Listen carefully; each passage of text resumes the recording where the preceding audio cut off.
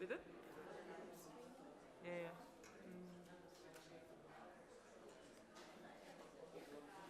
Okay, should we start? We take off the masks for the speaking, right? Please, you too.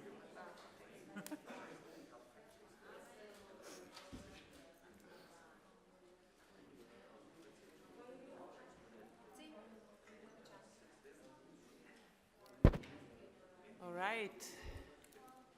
Welcome to the first panel today, where we have all the new energy and curiosity for this festival. So it's lovely to have you here to talk about a very important topic, local journalism and community journalism. And we all know this is what we need. We see local media not doing so well. We see new initiatives growing.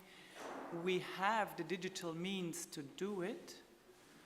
The digital methodologies are now so mature that it's actually making sense. We have all the good intentions, and then comes the how. And this is what we're going to talk about today. Some parts of the nitty-gritty of how to do good community journalism and how to actually make it possible. So I'm really happy for this panel here. These three have worked together intensely on some parts of making community journalism happen. Start with Julia Hildebrand. She is the lead of the BAB project, and you already hear the gathering of interesting things. This is a project by Korrektiv, the German investigative journalism newsroom. Here to my left is Lukas Batt. He's the membership coordinator of the Bristol Cable. Bristol Cable is now 7 years old, founded in 2014. And they are a genuine community news medium in Bristol. And then we have Shirin Kulkarni from the Bureau of Investigative Journalism. But the reason you're here is the People's Newsroom, which is a very fascinating initiative, which is a community that is not geographically limited like in Bristol, but is a community definition. So each of you will present, and we'll start with Lukas, because you've done it and you have some experiences. Tell us about Bristol. Sure, for the microphone. Sure. Great to be here. So, I'll tell you how this all began in some way. So the Bristol Cable was founded in 2014 by a group of volunteers, community organizing basically, going into Bristol and saying, it's clear we need a new media. How do you want that to look? And from the community organizing, talking with people across the city, they said, well, we want to be a part of it. It's something that we want to help shape. And the model that was coalesced around was a cooperative model, that if you really want to put people at the heart of how media is produced, you should put them at the heart of its ownership. So the Bristol Cable is a local newspaper that puts local people at the heart of how our journalism is owned and produced. And so it puts a big challenge in our hands as an organization. How do you cash that out? How do you make those people active stakeholders, participatory, helping shape the media? Well, we have events and engagement methods. Is there a next slide on this one? I'm wondering which ones we have. Great. So, in the early days of the cable, certainly we had monthly member meetings where really we needed to shape policy. We needed to understand what is this organization all about. We had to establish the principles of, do we take advertising? If so, who do we take advertising from? Well, we decided that we'd have an ethical advertising charter. Who could become a member? Could a corporation become a member? No was the decision. At a certain point, we kind of had a model, and we had an organization that we had set out quite clearly. We had practices, and there wasn't so much policy to keep creating. And then those meetings turned more into sort of community engagement things, going to new communities, talking with them, talking about what kind of journalism might be useful or important, or stories they'd like to be told about their areas. It was also clear that for the democratic aspects of the organization, that these were no longer really great democratic forums, a rainy Thursday evening in the center of Bristol, where 30 people might turn up. When you have 1,700 members, isn't really a democratic forum anymore. And we have to say, we need to do something that makes sense of the growth that we have now. So with those two competing things, because there's still a big important factor of how members shape the organization at our AGMs, but we wanted to bring those in more regularly. So we looked to the internet, we looked to how people could feed in through that, recognizing it's a two-way medium that we could use. Is there a next slide on this? I'm wondering which slides we have. Great, so that's some more of the engagement. Yeah, that's fine. So, yeah, as our needs had changed, we also found other problems in terms of how to manage this growth of our organization. Very basic administrative things, such as who is a member, how many members do we have, who qualifies to get the newspaper sent to them, updating their addresses, extremely manual process, complicated, time-consuming. It was clear we had a lot of problems with that, and we had the democracy problem as well, that in-person no longer worked very well. And we also wanted to understand our members better. It's great when you meet people and you know people and you can build those relationships with people, but when you scale and you have thousands of members, you want to understand them, how to build those relationships at scale. So what we did is we looked for a solution for this, and we found that what we're looking for was a CRM, a customer relationship management system traditionally. We looked all around and we found that from our requirements of what we needed, there was just nothing there that fitted those requirements. It didn't integrate with our payment processor, which was crucial. It was because our revenue comes from members. That was the really most basic thing. They were either far too expensive, difficult to configure, or just proprietary and had dodgy data practices. So this host of problems, we were in a bit of a puzzle with this. But I met Will at this great conference a few years ago, who's a developer at The Guardian at the time, and well, he said, well, I'll build you one. we'll build one. It's like, okay, we had almost no money. We had mostly a bunch of volunteers, but we had an idea and needs and people who were willing. So it began with a simple Python script to process our go-cardless data into something intelligible. Immediately made my life much more easy as a membership coordinator, trying to update everyone's records and understand how we were growing or what our challenges were. But this was the foundation for our organization's infrastructure, our community infrastructure, the tech that would allow us to understand and engage and organize and drive revenue with our community. So we built this and we grew this, and it grew beyond us, basically. We found that as I went to conferences and met people working on similar challenges in organizations, like Media Cities and Door and all kinds of great membership-driven and community revenue-driven organizations. They were like, we have the same problem. We don't have the tech that can support or sustain all of the CRMs they were using. None of them were built with community engagement, with journalism, and how that new interaction might work. And so those needs weren't there, but we were building something that built that from the very beginning, and we wanted to share it with them. We're a small newsroom, though. We really didn't have a lot of capacity for that. So we partnered with Corrective and with the Bureau, Veronica, to say, let's build this thing. Let's make it bigger. Let's share it. It's grown out of the cable. Let's give it a new life. Let's grow it. And so that's where we've taken to B2B, and Julia will tell us a little bit more about that. Would you like me to talk a little bit about what it's enabled us to do very quickly? So this is really quickly what our system has looked like, what it's enabled us to do, what our engagement looks like for the Bristol Cable. So first of all, this is voting for directors. This massively, members are able to vote for our board of member directors, and that's our accountability and guidance panel, because members aren't able to be there in the day-to-day, so they delegate. They say, okay, these directors, these 10 member directors, will do that on their behalf. But they're, of course, able to vote for directors at our AGM, but we built an online function for this, so members could vote for directors online. That increased engagement by about 3 times. Our AGMs, we love our AGMs. It's our biggest democratic event with our members every year. Of course, we've had it online for the last few years.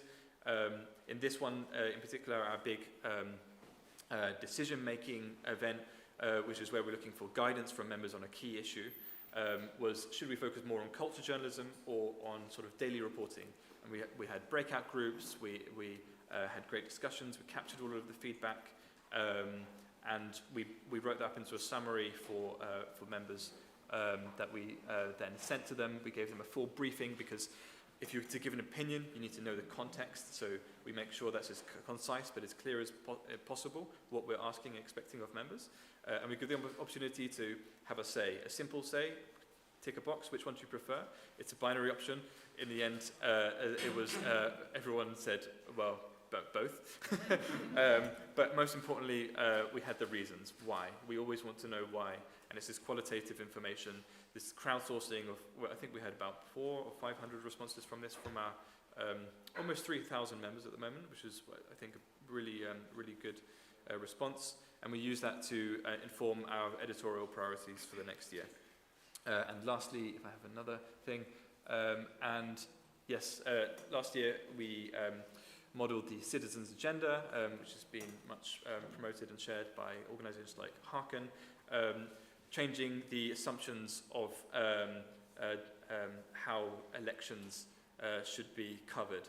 Not saying what do politicians want to talk about, what do the editors think is important. What do you, as people here in Bristol, in the city, as citizens, what's important to you? Crowdsourcing everyone's thoughts on that, and then collating them into themes and sharing them, and then asking people, are these right? Are these what you think? And those drove our editorial priorities for the election. And so those are big projects, but we have also at the same time been growing our workflows to integrate engagement, audience participation into our journalism more regularly, on a monthly rhythm, every month saying, how do you feel about this thing? What's important to you? What stories would you like us to cover? So bringing at scale our members and our wider communities more into our journalism, and that's what this tool has really enabled us to do. Would you like to talk a bit about B2B perhaps and where we're at with that? Go on, yes. Julie Hillebrand, she has worked with community engagement for a decade, both with journalism but also with social startups, which gives her different perspectives on what we're working on here, and she's the lead of BAB, so over to you. Thank you. Yeah, I think I'm going to zoom out a little again. So I've worked in bigger media organizations, I started my career basically in bigger media organizations, starting in local journalism, then working with Deutsche Welle, especially on social media strategies for a long time. And really what got me to B2B was the fact that I, after a few years, left journalism and tried something a little different, and I went to Ireland and joined a social startup there, which is called ChangeX. And ChangeX was building a platform to help local communities to really start ideas in the areas that would improve life for people around them, basically, and help to spread ideas, help to make it easy for people to start those ideas. So that was a time when I really had the chance for 6 years to work closely with people in local communities and building technology around those needs. And there are 3 things that I took away that I brought back now to journalism, and pleased to meet people and like Lucas and projects like those that bring that together, basically. So the first thing I learned, or I took away from this, is a really fundamental belief in the energy and power of people organizing in local communities. So it really makes all the difference when people get together, they get to know each other, they learn what they care about, and it's, in my mind, really the job of journalists and local journalists to make them realize what they care about and to bring them together and to help them to build these connections and to understand what they want, basically, and what is worth fighting for, and all those things. So organizations like the Bristol Cable who really put participation at the core of their work, and what they do, I think, is really a very key asset for these local communities, basically. The second thing I've learned is that when you find something that works, when you find an idea, find a business model, find a concept that works, then just make sure to spread it as much as possible across the world, if possible. So this is an example of Coder Dojo. It's a very simple idea. It's a coding club for kids, which stepping in where schools maybe had failed so far. We'll start in Ireland, one little coding club, volunteers who do the mentoring, bring people together, bring kids together every Saturday to give them those skills. And it's something that's spread across the world, basically over 1,000 Coder Dojos everywhere now.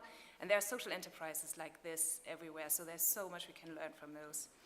And so for journalism, this also means for me, if we find a Bristol Cable who does something that works, found a business model, in this case membership, that gives a good starting point, finds a model that actually helps us to connect to our local democracies better by involving people more in our journalism, then let's see how we can make this available to more people. How can we show people how to do this? How do we spread this?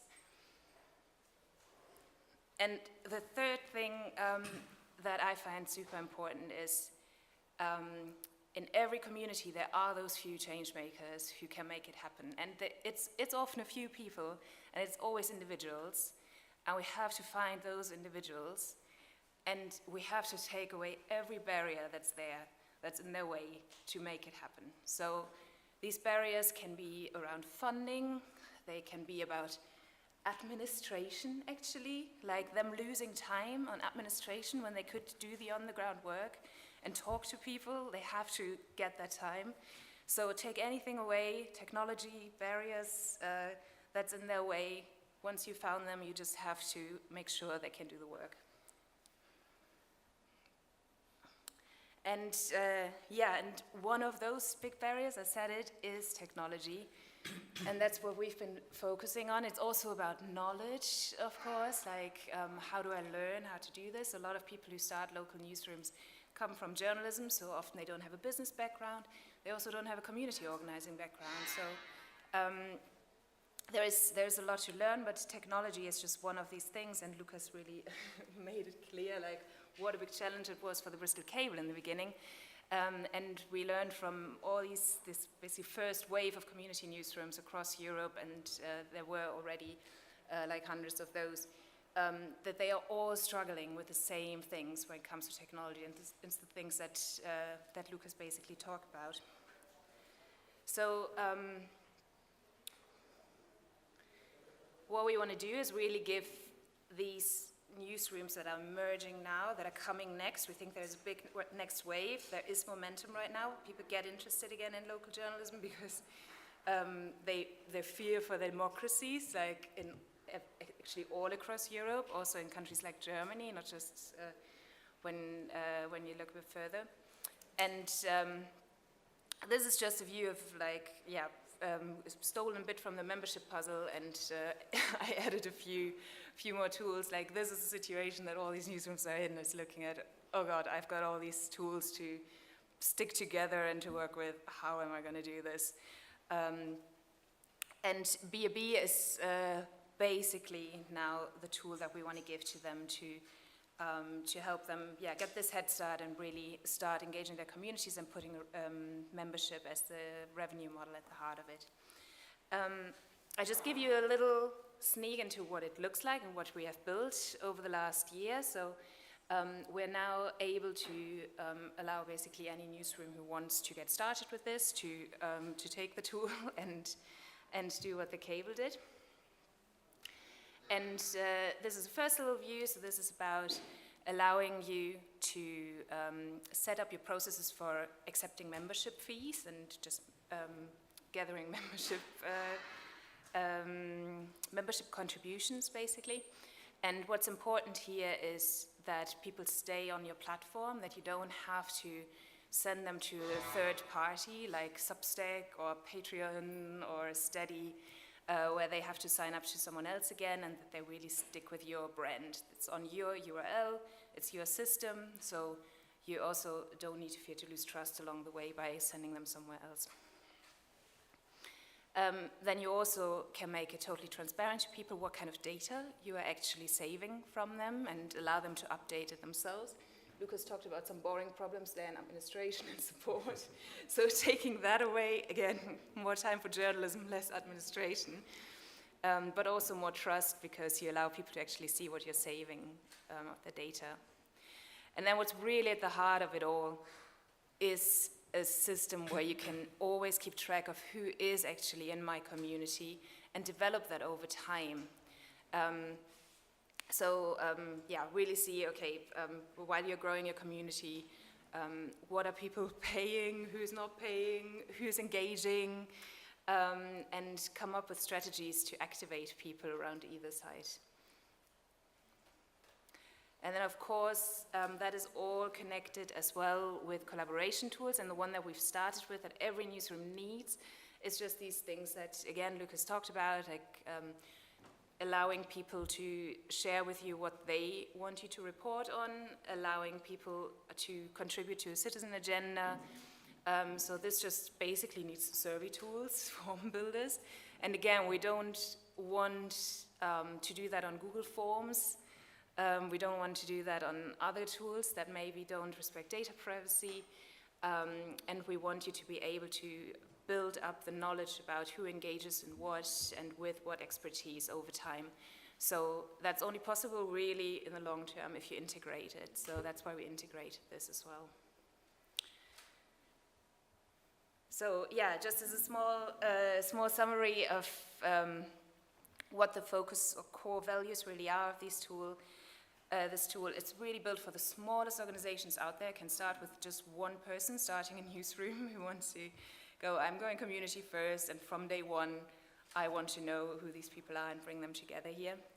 Then it's really about building trust, so the data needs to be with you and your newsroom, and the brand needs to also be yours. So it's all about focusing on these aspects and keeping people with your brand and allowing you to basically have the power of the data. And we also want it to be open source. And while most of these small newsrooms don't have a tech person and the resources to self-host, some do find it important and want to do it that way.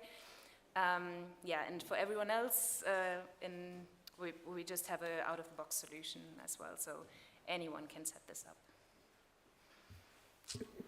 Thanks a lot. This is really fascinating. A gentleman from the civic tech research, academic research, once said, "Tech is politic by other means." And I find this adaptation to the needs of community newsrooms really fascinating here. Now, Shirish, you started using this, and you're a community. Shirish is let me introduce him first. I also forgot to introduce myself, but let's introduce Shirish. You're a community organizer at the People's Newsroom, which is an initiative by the London Bureau of Investigative Journalism. And those of you who don't know the London Bureau, they come from classic investigative cross-border journalism, national and international. They've experimented with local journalism, with the Bureau Local, and now the People's Newsroom initiative. Mm-hmm. Tell us a little bit more about that. Sure. And then also how tech matters for you. Yeah, sure. Well, Lucas and Julia have really introduced kind of the key themes which are at the root of the People's Newsroom, which are essentially listening, care, and trust. And so the People's Newsroom really came out of listening. So as part of the Bureau Local's work, we engaged with communities up and down the country, not just on stories, but actually to find out what they wanted from the future of journalism. And largely, people consistently told us, we want to tell our own stories, because frankly, mainstream journalists have had their charms for 50 years, 100 years, and often messed up, particularly for marginalised or underserved communities. And people we spoke to talked about opening a newspaper with a sense of trepidation because they were frightened about how their community would be represented in those newspapers. And that was unacceptable to them. And so they said they wanted to start telling their own stories. But actually, we know that actually telling stories isn't limited to someone who's done a one-year postgrad diploma in journalism, right? 30,000 years of human history tells us that. But actually, so the storytelling is easy, funnily enough. It's actually everything else, which is hard. Like, I'm a community organiser. Organising communities is the hard bit. And actually, this is where this comes in. So we listened to communities, and they told us this is what we want to do. So actually, as Julia said, what we wanted to do was lower barriers. And the barriers to entry are essentially the back office stuff. Like I say, anyone can tell stories, but it's the legal support, it's the marketing, it's the engaging with members. And the other thing we thought was, I remember Megan, who's here now, said to me at the beginning, oh, there'll be communities up and down the country who want to set up their own newsrooms. And I said, I'm not sure that's right, Megan, because actually, more people than not, of the people we're working with, see journalism as part of the problem, not part of the solution. But what we came to was actually what these communities want is community power. And guess what? Journalism is a way to achieve that. But it's just one way. And so we think of the People's Newsroom actually as a community engagement and connection project which happens to have journalism as one of potentially many outputs. And this is where a tool like BB comes in, because actually it's a way of engaging a community with journalism as like a focus, but actually you're then engaging with communities on lots and lots of different levels. You understand their interests. You have a way of listening. And again, mainstream journalism is about having the answers, and actually all we need to do is have the questions. And actually then we listen to what people have to say to those questions, because it's not, we can't have the answers, and particularly when you're working with marginalised and unserved communities, our concept of the answers will be very, very different from their concept of the answers.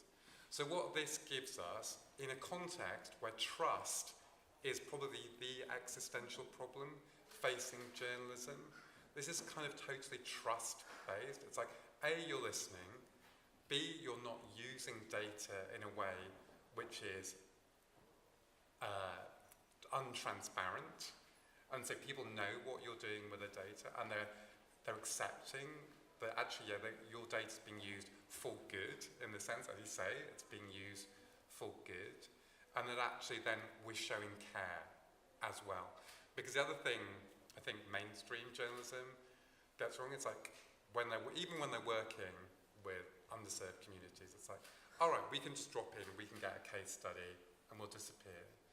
And people, I've worked in mainstream journalism for 25 years as well. And we've all been in those meetings where people say, oh yeah, we really need to build trust with communities. Can we do that tomorrow? And it's like, that's not how relationships work, right? You have to show up not just tomorrow, the day after, the week after, the month after, and the year after. So how do you show up for people? How do you make it a two-way relationship, not a one-way relationship? And again, we've got a tool here which enables you to make it a two-way relationship, where it's not just about what the organisation can get from people, but what can people get from the organisation? What's the value, ultimately, to them? Because whenever I do community organising events or activities for the Bureau, people are often like, oh, let's get there's a kind of really weird conception of citizen journalism sometimes. So let's get them to send in photos of this thing to help us with our investigation. Or let's get them to do this. It's like, well, what's in it for them? What's the value? That's not engagement, that's extraction in a different format. So actually, always thinking about where are we showing care? What is the value to people? And actually, sometimes just being involved is a value, and that's great. But actually, sometimes we have to give more as well, and not just take. So I think this is what this tool really offers us. And I think of organisations I work with, we're doing a pilot with an organisation with largely people of colour in Swansea, So largely working class, who have been totally let down by the media. They don't see themselves in mainstream media, and where they do, it's in negative ways. So they don't want to engage with that media. But even they, so they work across Wales and specifically in Swansea with communities who are let down by society as well as media. They actually don't have time to organise themselves. They're just working like 12, 13 hours a day on projects just to help people. And actually this tool would be great for them. Like I say, organising communities is difficult. Being able to organise around activities, whether that's working with Syrian refugees as they do, and getting them involved and finding out what they want from their organisation is super, super important. So this is, for me, a multi-layered tool that does all the things we want to do. As I say, listening, care, and trust. And there's a real value in that, which you don't see from anyone else, and actually is what we want to be doing, and actually what we want society to be doing. So that's where I think the value of this is. So it's really interesting also your observations of legacy media and these new initiatives. And I very much see that as us, our generation, being at the transition from what I call the paper ages, where owning the print press, owning the broadcast channel was power, but also only allowed a one-way communication, where journalists try to be as bright as possible and good editorial analysis, etc., ideally. But now we can do these other things.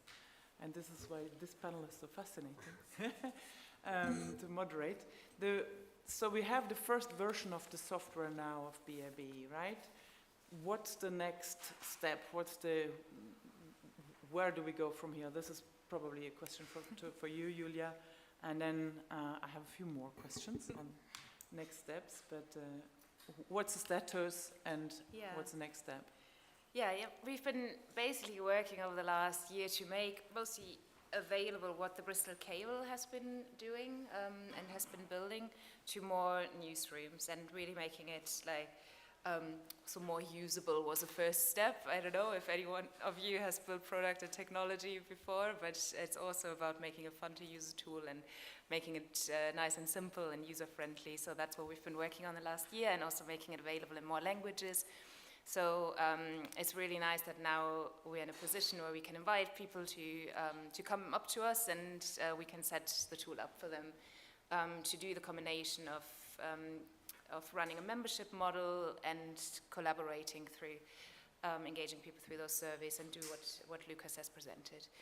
And now we want to, of course, keep working on this and keep improving this and collaborating also with these people and more organizations to keep developing how this works. How does the collaboration with the community work? How do we learn through building these relationships over time with the help of the tool? How to involve them with their expertise, for instance. That's something that we haven't done yet. So really being able to know who are my experts on education, on housing in the community, on traffic, to activate them around that. Bring in more collaboration tools, like having also my discussion groups, little expert circles, for instance, that I can bring people together in these kind of formats as well, where probably a lot of you would turn to Facebook and set up a Facebook group right now. So we want to be independent from turning to these big tech companies who then sell out the data of our communities, rather than, as Shira said, using that data for good and for their own purposes. And much more, like learn how does engagement actually work in these little newsrooms, and how do you grow it, how do you track it when you build deep relationships with a smaller community versus what we know from other bigger profit-driven newsrooms, defining engagement as opening rates of newsletters and click rates on articles. Like, what does actually engagement mean to us? What's the value, and how do we track that? How do we understand that through that tool? That's the things that we want to work on now further,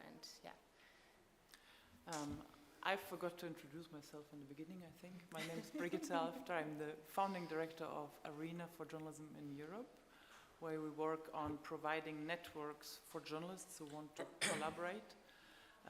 We collaborate, we have networks about topics. You mentioned housing, we have networks about climate, and we're building further topical networks across Europe. And Julia and I, we talked about a lot whether and how BAB could be used to also connect across Europe. And that's my next question. Is there a European market, if you want? You looked into that quite a bit. And there are a lot of questions to Julia here right now. Chip in, please, but there are other questions for you in a second. Yeah, so like we want this to work in all of Europe. We see these organizations in every single country in Europe, and it's really interesting how it is actually the same, whether you go to the Czech Republic or to Hungary or to France or to the UK, and you find these people who are like, yeah, I'm excited about local journalism, my local democracy, I want to do something, membership is the thing I want to do, I want to involve my communities more. So there is that energy, people want to do it. And we think this tool can really help to nurture that market now as well. So we've had a first wave of these newsrooms. Some of them also failed. We learned a lot from that.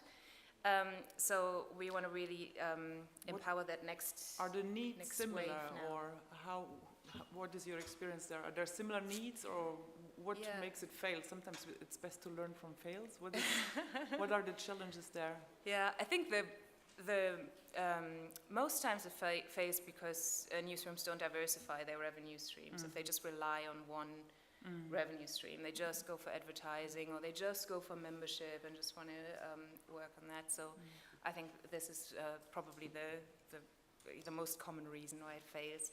And then I think in different markets the need is different also, whether they want to use open source technology, for instance in countries where we struggle with press freedom, and you really want to host your own software, so these would be kind of different needs that you see.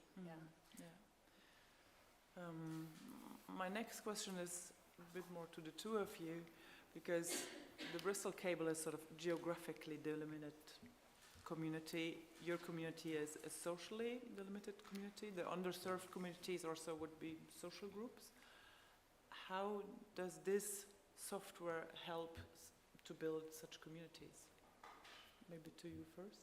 Sure.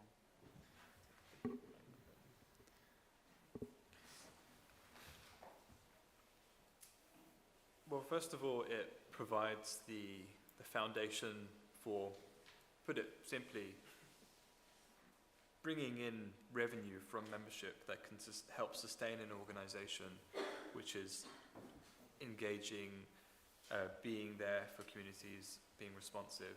So there is a basic monetary brutal fact underlying sustainability of well, you need money to survive, and the tech provides that super solid foundation of the revenue that helps the cable survive and exist. So I think there's that basic fact.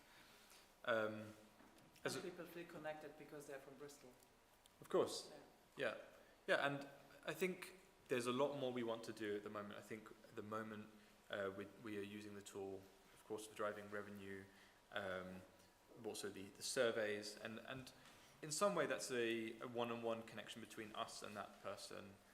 And I think what we love doing at our meetings, our annual general meetings and other meetings, is having these small groups of people where they can feel connected to each other, where they meet people they would never have met before, and share their experiences.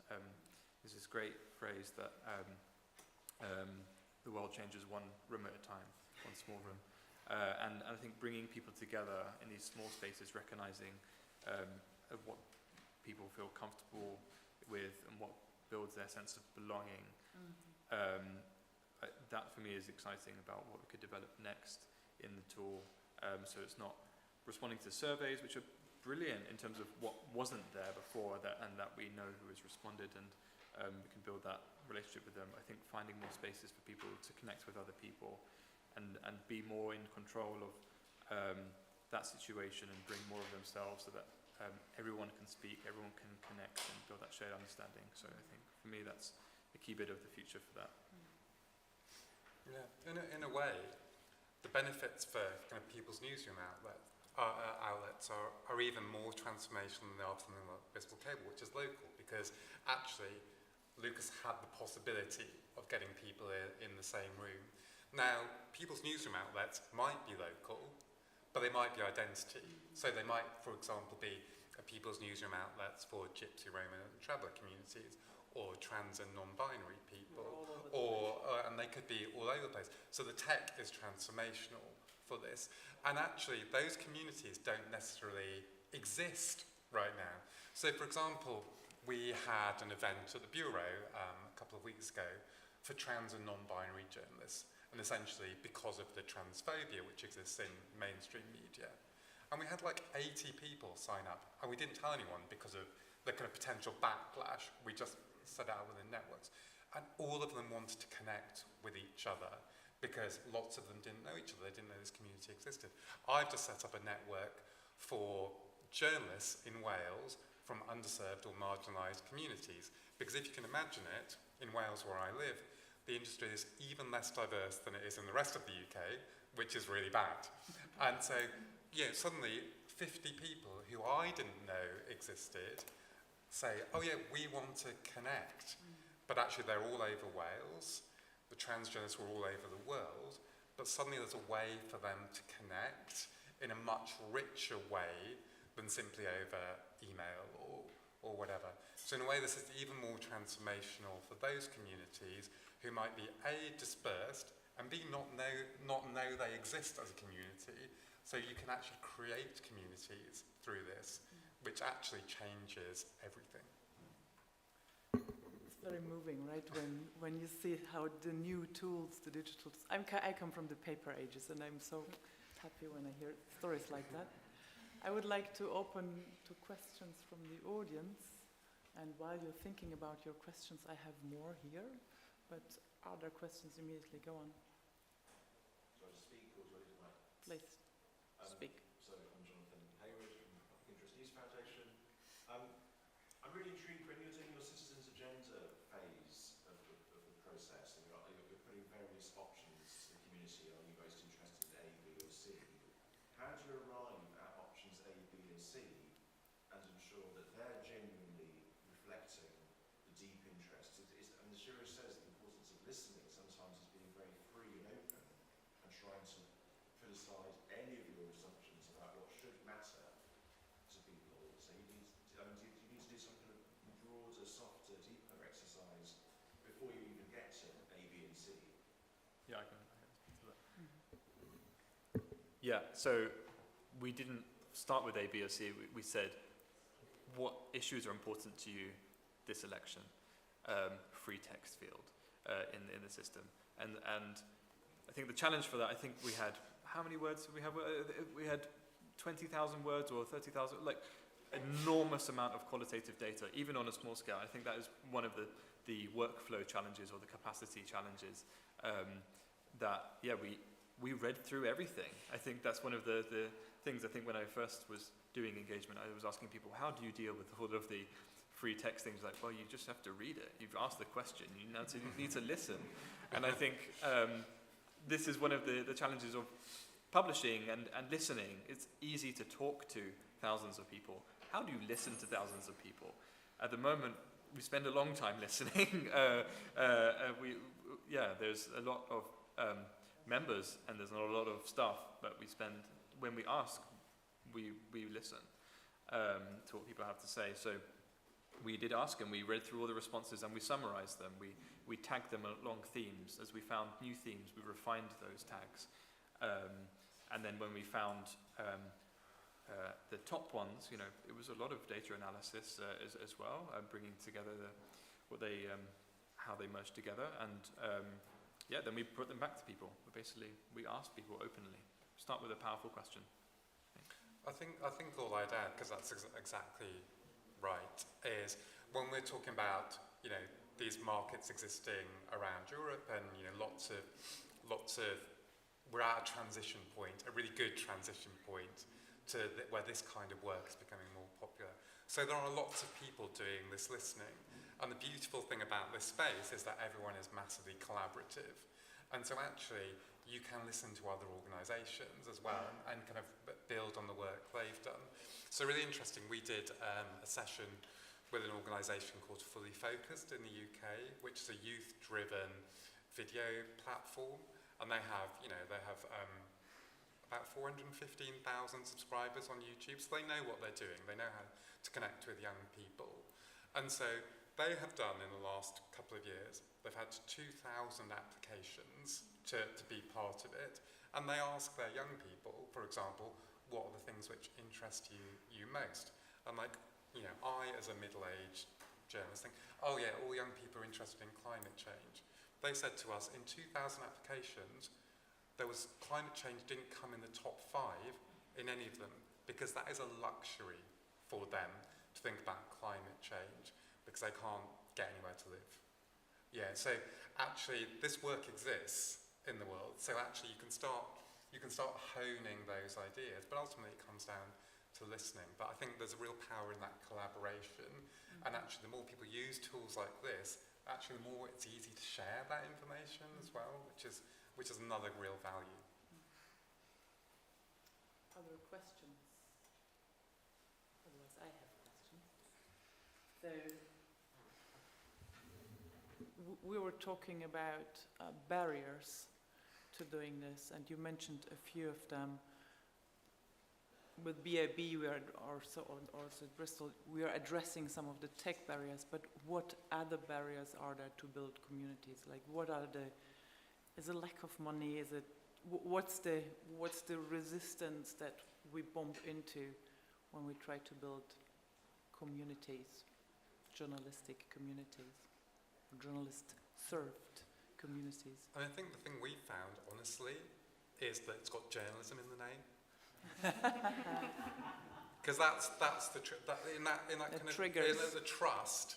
So actually, even though I've worked with the organisation we're working with in Swansea for 7 years, right? So I've shown up over that time. So there's a level of trust in it, but there's not a level of trust in the concept of journalism. And so actually, what we discovered was there's a level of healing we need to do before we even get to that point. They want to tell their stories, but actually they're scared of that world of journalism. They think, oh, journalism is the way it exists. We have to do something that looks like a BBC News article or something like that. And actually what we've tried to say to them is that, no, we actually don't want you to do that. We want you to do what you want to do, and actually unlearning what they see around them, which is difficult for us as journalists too, but we really want to unlearn that. But actually, the fact that it's got journalism in there. So we thought really hard about calling it the People's Newsroom, but actually we needed to reference somehow that there's something about storytelling in it. But actually, the tagline is building community power through journalism. So yeah, but there's a space of healing which needs to take place, and actually we can't assume that we have the trust even though we do the work. Reframing journalism. Yeah. Oh yeah, 100%. Because actually, the product of journalism largely has been a bad product for quite a long time, and we need to kind of rethink the fundament. What are we here for? Like I always say, everyone here probably got into journalism because they wanted to make the world a better place. In the mainstream newsrooms, like that goes out of the window. You end up just doing a task which doesn't have that at its centre. And the more we can reconnect with that, the better. Yeah, maybe to add, I think a barrier thing that a lot of newsrooms, especially when they get started with this, also run into is that they meet people who are not really used to being asked and who are not used to participate. So that's also something to learn, and it's something that you just can't give up on after a month or even a year. So it really takes that long time to even show people or help them also to learn how to tell their own stories, or how to participate in something, get them interested in it, because they haven't been asked at all, and especially not by journalists in that way. So it is a long process, and I've had the experience, for instance, in Ireland compared to Germany. I felt like in Ireland it was actually easier to get people to participate in something. They have more of a community mindset for some reason. I don't know the whole history now where that comes from, but my experience was it was much easier in Ireland than in Germany, where maybe people are more used of the state just taking care of everything. So it's something that has to be learned, and that's why I also think it's so important that we have this mindset shift of not just the final story being journalism and being our job, but already this whole process. And I think Jeff Jarvis was the first to talk about process journalism many, many years ago, and like more than 10 years ago, definitely, where you already do your work in the moment when you bring just a couple of people together who haven't met before and to talk to each other and building that connection. So yeah, I think it's really that process that matters there. So not only we as professional journalists have to move from the paper ages to the new era, but we also have to help our communities to open up and speak up. Yeah. Obstacle? Comments? How do we save the world now that we're at it? Well, I would say ask people what they need, and I think, not presume that we know the solution as the starting point. There are definitely challenges in growing a community-focused newsroom. First of all, that it's new and that you're dealing with building the new on the old, even as a newsroom that was founded by people with no journalism experience and completely naive and fresh approach. You start replicating practices, principles, and things like that, or you find norms, ways people say you should do this, and that you have to challenge with your ethos and your approach, the community-driven approach.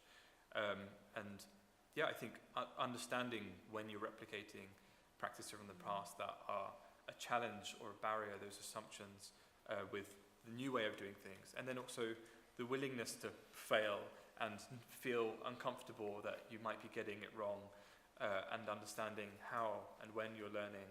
And I think that's something we try to build in very much in our practices, being aware of let's just do it, let's try it, let's see what we've learned. It takes time to build community. It takes time to understand what to do and how to do that, to bring the right people in, and understand community needs and whose needs you're focusing on. Are you focusing on a small group? How well are you serving everyone? Or can you serve everyone better by focusing on a small group who might be able to grow a community themselves? There are lots of different ways of growing community, and I think there's lots of things to learn. And one thing we've learned, my colleague Adam once put it really well, that how can we expect people to join our community if we won't join theirs? And I think finding ways to make your newsroom, your organization, your newspaper, whatever it is, relevant, part of, not separate. You don't always have to just create a separate community, but be present, as Shiris was saying, be a part of it. And you need to make time for that. You need to make options available for that. One way we have that is a community calendar that people can submit their events, because always emailing, how can you share this, can you promote this? And if we keep saying no, then when we come to them and say, can you be a part of us, of course they might say no. So finding opportunities that they can see themselves in your organization. There's a question there. Hi. Yes, so I was very curious if you have some advices for all the new organizations that want to rebuild trust and community. And about geographical communities, sometimes they are very fragmented, they have different way of thinking. How can you build something to unite and not to divide? On the geographical.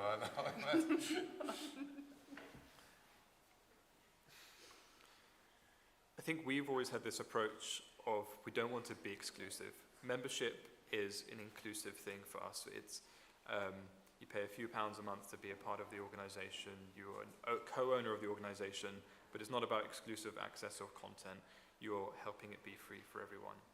I think underlying that, or that leads to the idea of who are we for? I think it's a really important question when you're looking at your organization. And I think we want to be for everyone, but it's very difficult to really be for everyone. But people have very different needs, different interests, different time capacities, things like that. And that's definitely still a challenge we are thinking about and working on. There are different ways to approach things. I think first of all, you're just recognizing who you are serving and how you're serving them. And then thinking about who else you're not serving or at the moment, who's not there. How might you approach them? Really talking with them. What are your needs? What's important to you? What do you think about organization?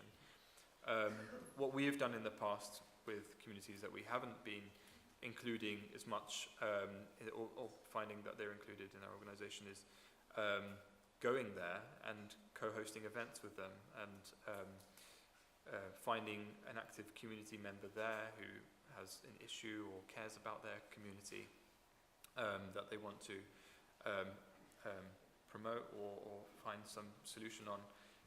We'll give one example. In one of the more deprived parts of Bristol is an area called Hartcliffe, a lot of poverty and deprivation there. We co-organised an event with a community organiser there and with a local filmmaker who had grown up in the area but had gone on to be quite a successful filmmaker, and we made quite an honest and thoughtful film by those people who lived in the area, and we put on a film night basically in the area, and we promoted it through their networks, through the schools, through the mailing lists, through the church groups, and a lot of people who probably would never really engage with journalism, like young people, a lot of young people were fascinated to come and hear from this really cool guy who was like making a great film about the area that they could feel proud about, and that was co-organized, and there were some things that people could watch, but also we were conscious to facilitate opportunities where people who weren't from that area and maybe people that wouldn't always interact with could talk to each other and again find those small moments of connection. But yeah, there are definitely challenges on following up. There's a lot of different areas in Bristol, in the city.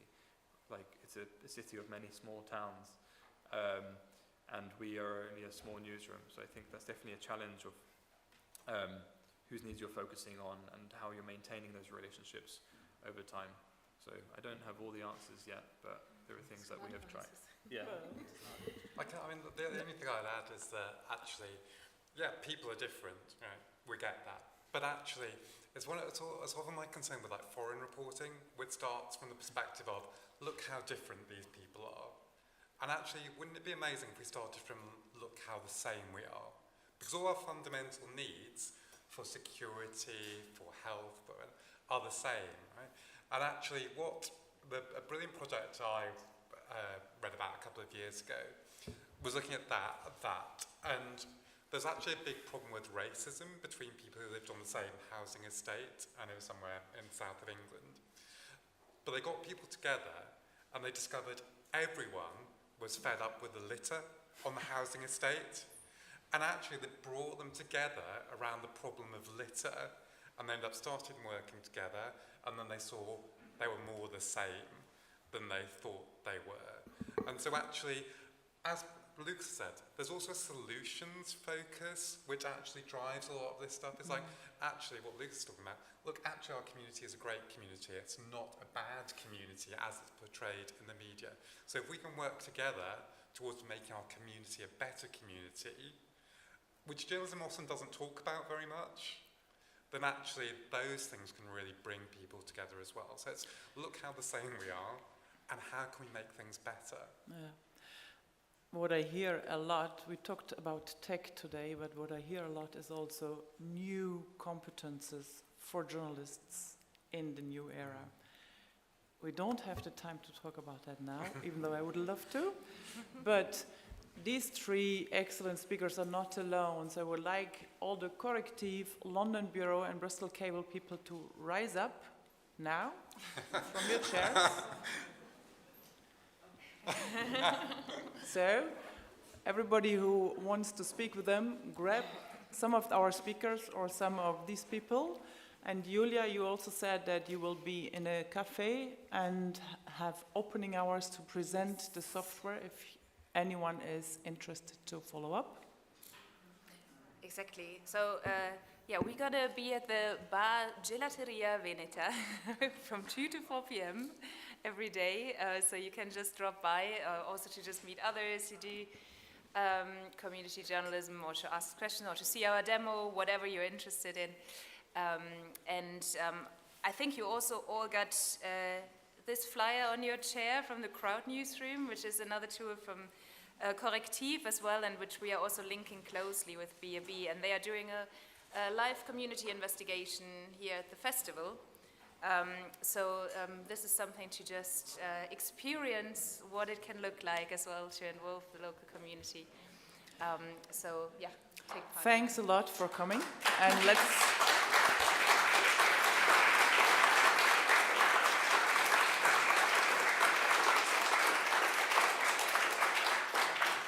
let's move on from the paper ages together.